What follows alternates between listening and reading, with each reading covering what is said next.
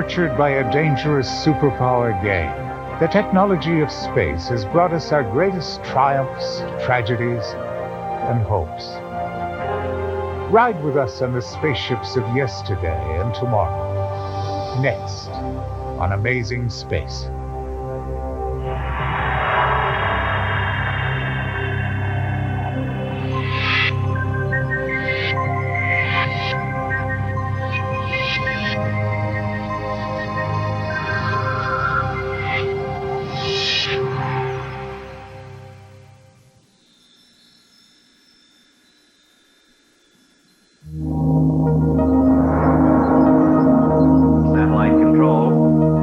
Vision of the future. 21st century cities in the sky, with shuttle service to Earth.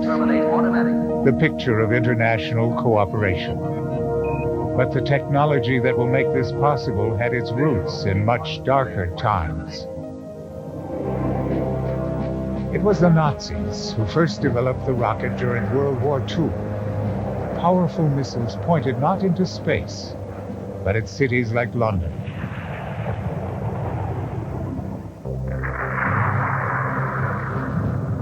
But the triumph of launching the space age fell to the Soviets.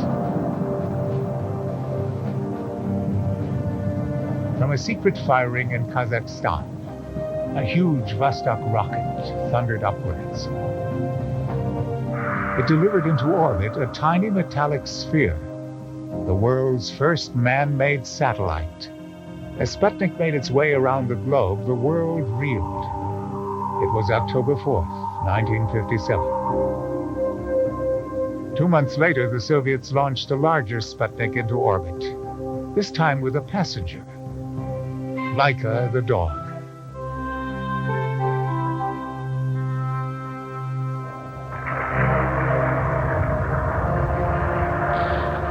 The first U.S. response to the Soviet challenge never got off the ground, and the search for a new design was on. Meanwhile, in strictest secrecy, Soviet technicians prepared this capsule. Its purpose? To carry the first man into space.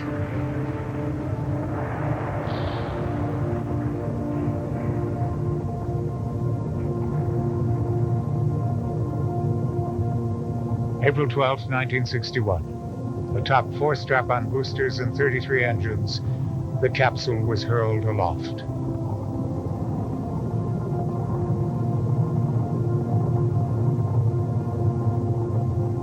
The objective, one Earth orbit. The passenger, test pilot Lieutenant Yuri Gagarin. Had the mission failed, the world might never have known. The media blackout was total.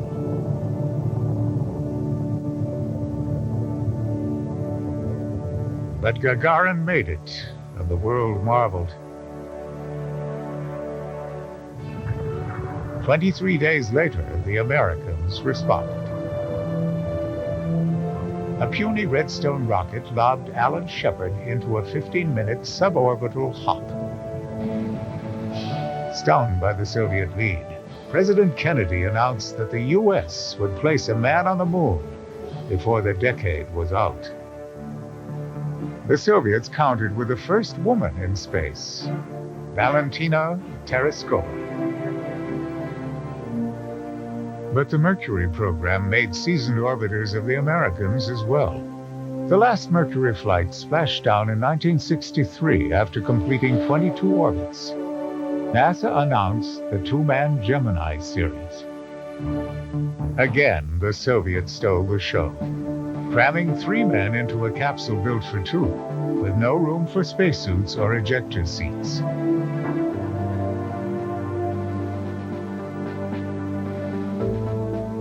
And a few months later, Alexei Leonov became the first man to walk in space. It was 1965. The Soviets had done it again.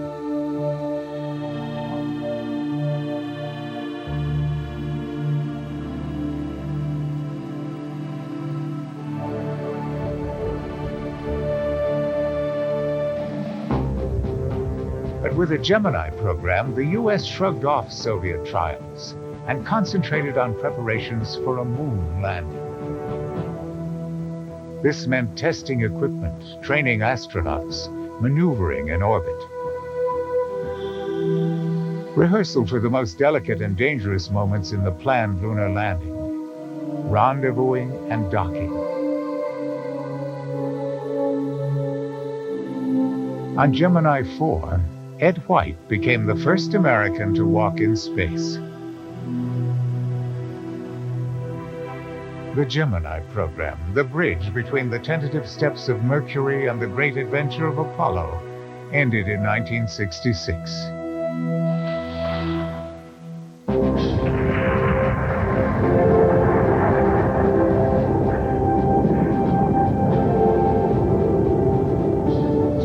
Later, Apollo 11 headed for the moon. On July 20, 1969, the spindly lander module dropped towards the unknown. Forward. At 40 feet down, 2.5. Aboard were astronauts Armstrong and Aldrich. 4 forward, drift into the right a little. That's okay. Contact light. Okay, engine stop. We copy you down, Eagle. President Kennedy's pledge was fulfilled. Tranquility Base here. The Eagle has landed. With just 5 months left in the decade, they'd made it. That's one small step for man. One giant leap for mankind. Millions watched on television. What only a handful knew was that a Soviet probe had crashed at the same time. Amazing Space will return on TLC. Amazing Space now continues on TLC.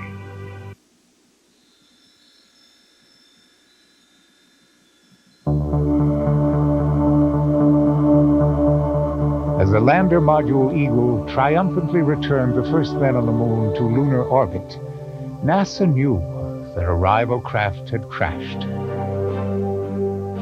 This Soviet robot had smashed into the lunar surface while Eagle was landing. Only after the breakup of the Soviet Union were its lunar ambitions revealed. Original plans called for this rocket, bigger than Apollo 11's Saturn, to put a man on the moon in one powerful shot. A cosmonaut would have had to spacewalk his way to a lunar lander, a scheme all the more hazardous for being a solo mission. The Soviets hoped to put a man on the moon in 1968, a year ahead of NASA. But the death of Sergei Korolev, the visionary of their space program, meant it was the Americans who had the run of the place.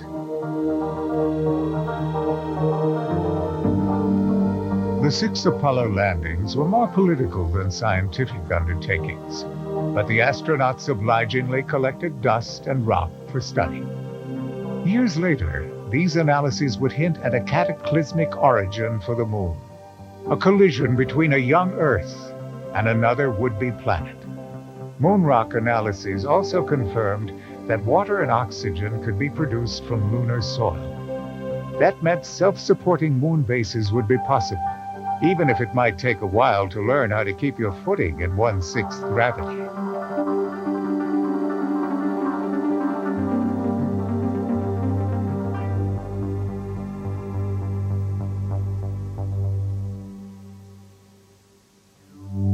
Homeward bound.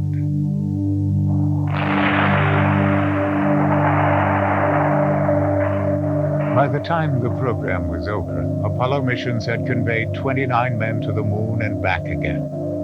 12 had walked on its surface. But those heady days were soon over. NASA had spent billions of dollars on the Apollo program, and the U.S. was fighting an expensive war in Vietnam. The last Apollo splashed down in the Pacific in 1972. Since then, nobody has returned to the moon.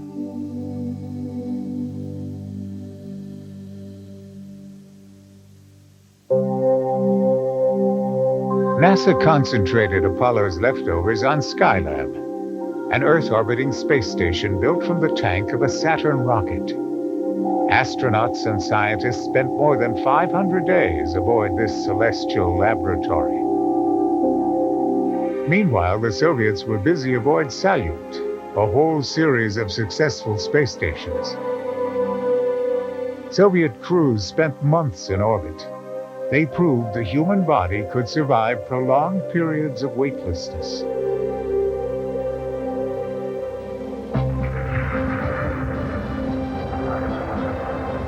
Soon, the Europeans joined the act.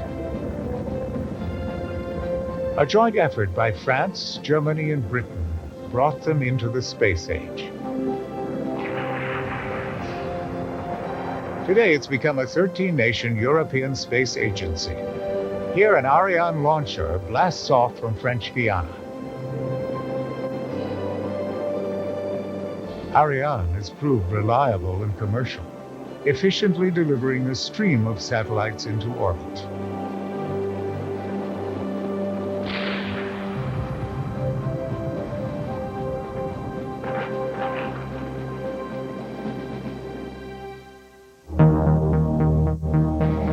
In 1981. NASA had put all its resources behind a radical alternative to the rocket: the Space Shuttle.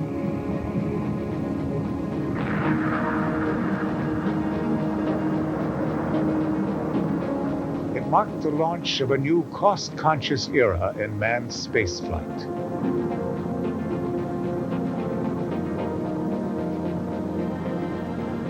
The Space Shuttle went up like a rocket, orbited like a spaceship, and landed like an aircraft. The all-in-one, reusable space vehicle. The Soviets' entire Salyut space station would have fit inside the shuttle's massive cargo bay.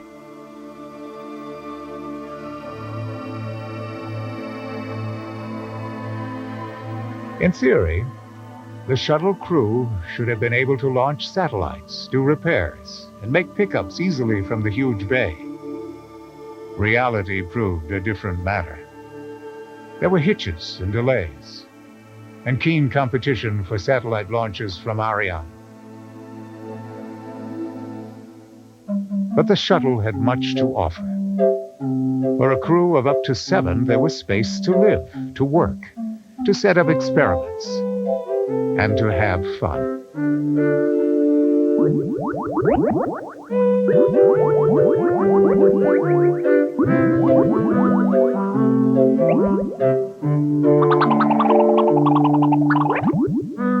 Compared with the cramped conditions of earlier vehicles, the Space Shuttle was a cruise ship. By the mid-'80s, the program's future looked bright. Few realized that the shuttle was a disaster waiting to happen. Amazing Space will return on TLC. Amazing Space now continues on TLC.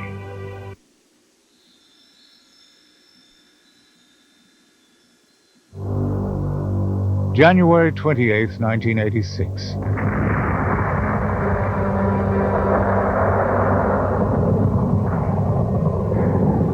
As the Space Shuttle Challenger lifted off, hopes for the program ran high. Then, a fuel seal gave way.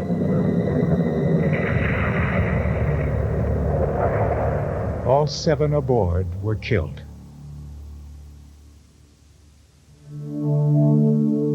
The Space Shuttle was grounded for 4 years. When it did fly again, it was a strengthened vehicle with a lighter schedule. To some, it was still a prototype. To others, a stepping stone to future missions, like the construction of a vast multinational space station. But while such projects are still on the drawing board, another orbiter has been busy for years. A workshop in the sky.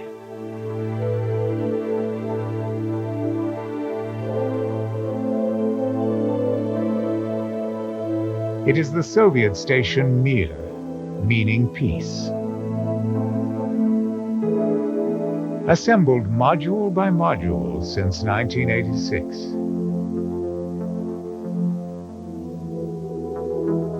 Soviet crews commuted to Mir by Soyuz ferry.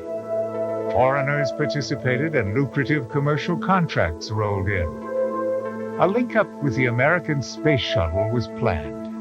Mir was so successful it survived the demise of the Soviet Union. The Soviet version of the space shuttle Buran did not fare as well. Pictured here on the back of the world's most powerful rocket, Energia, Buran flew by remote control.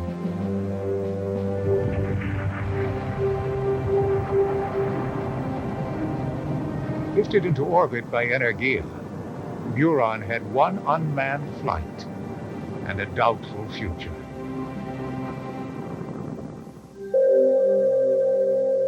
Instead, the Russians may lend a hand with a planned European shuttle, Hermes, pictured here with its mini space station, Columbia Free Flyer. A joint venture with the European Space Agency is a possibility. The Japanese are also interested in a manned mini shuttle.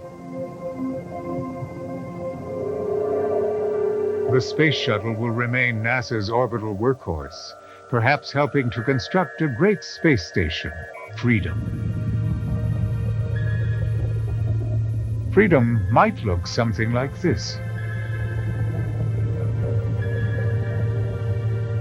A collection of bolt-on modules, American, European, Japanese, even Russian, and orbiting United Nations permanently manned. The space shuttle will be invaluable, but may prove too small to ferry the heaviest parts aloft. Its successor will probably look something like this, a super shuttle.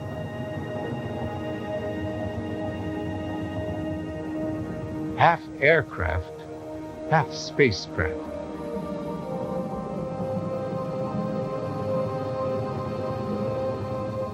A space plane that could travel from New York to Australia in 45 minutes, or from airport to spaceport in less than half an hour. Someday it may ferry us to vacation spots in the sky, perhaps not by 2001, but sooner than you might think. A weekend break, watching the earth below and the heavens above. It's science fiction today, but a likely reality in the next century. In the more immediate future, we may want to set our sights on a manned return to the moon, last visited in 1972. A manned lunar landing should be much easier in the 21st century than it was in the 20th, but still a challenge. With old rivalries buried, NASA hopes for an international effort. A lunar base would be a first priority. With the space shuttle as a kickstart, NASA has longer-term plans for a manned mission to Mars. Technologically, such a trip is already feasible. Cost is the problem. Initially, astronauts would touch down on the tiny moon of Phobos. There, they'd set up a sort of base camp.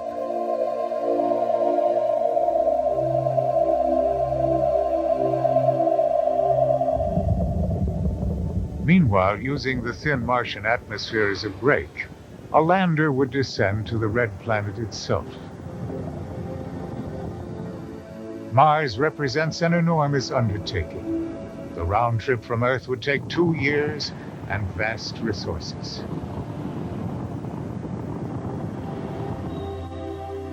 Mars is cold and arid, its air unbreathable. Building airtight shelters would be the first step in establishing a permanent presence. Explorers would wear pressurized suits and carry oxygen backpacks. They'd drive Martian rovers. They'd search for water, possibly trapped as ice beneath the surface. Water would prove invaluable, a source of oxygen to breathe and hydrogen to fuel the rovers. Every possible device would be designed to make the colony self-sustaining. After all, the nearest supplies would be a year away on Earth.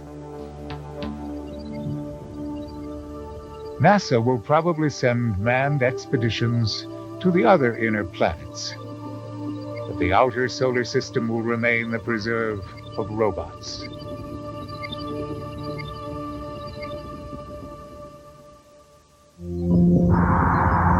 December 1995. The robot Galileo slots into orbit around Jupiter, completing its 6-year journey from Earth. A journey too far, in conditions too harsh for a human to withstand. A little later, another mission best left to a robot. A one-way ticket to investigate a comet. And shortly after the turn of the century, a rendezvous with Saturn by the orbiter Cassini. Another odyssey unlikely as a manned flight.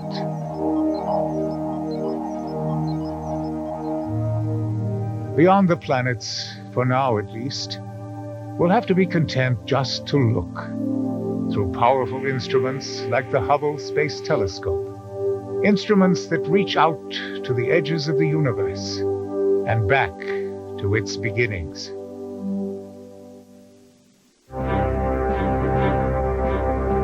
Maintaining discipline in the classroom is no easy task, but it can be done, as you'll find out on Teacher TV, next from the Learning Channel.